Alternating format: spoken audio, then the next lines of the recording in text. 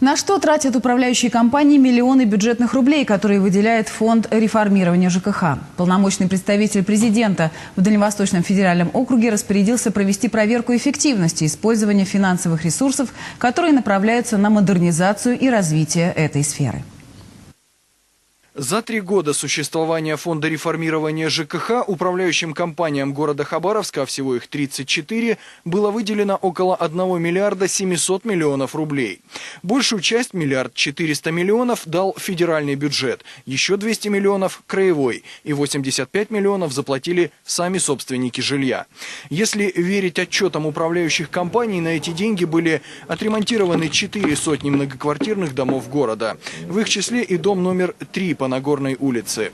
В 2009 году управляющая компания ООО «ДВ Региострой» получила на капитальный ремонт чуть меньше 2 миллионов рублей. Но в процессе ремонта у дома обвалилась стена. В окошко выглянул, я не понял, пылища стоит. Мне сначала подумал, что щебенку привезли, высыпали. А вышел, смотрю, полуугла нету. Восстановление стены длилось больше года. Квартира Олега Шустина как раз примыкает к восстановленной стенке. И уже сейчас, через 3 месяца после окончания ремонта, кладка деформируется, пошли трещины и с трудом закрывается новая пластиковая дверь на балкон. Здесь все мокрое. Полностью, да? Вот здесь такое впечатление, что обои просто отрывали.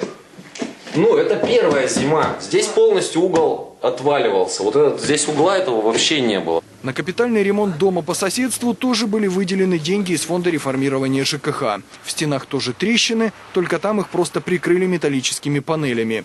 Неудивительно, что по итогам 2010 года больше всего жалоб в городской отдел защиты прав потребителей было по поводу плохой работы ЖКХ. У нас в 2010 году поступило в отдел 7507 обращений, из которых 1224 обращения в сфере ЖКХ. Ну, это большая цифра. Чаще всего жителей домов не устраивают протекающие кровли и запущенные фасады. Это как раз то, на что в том числе и был выделен 1 миллиард 700 миллионов рублей.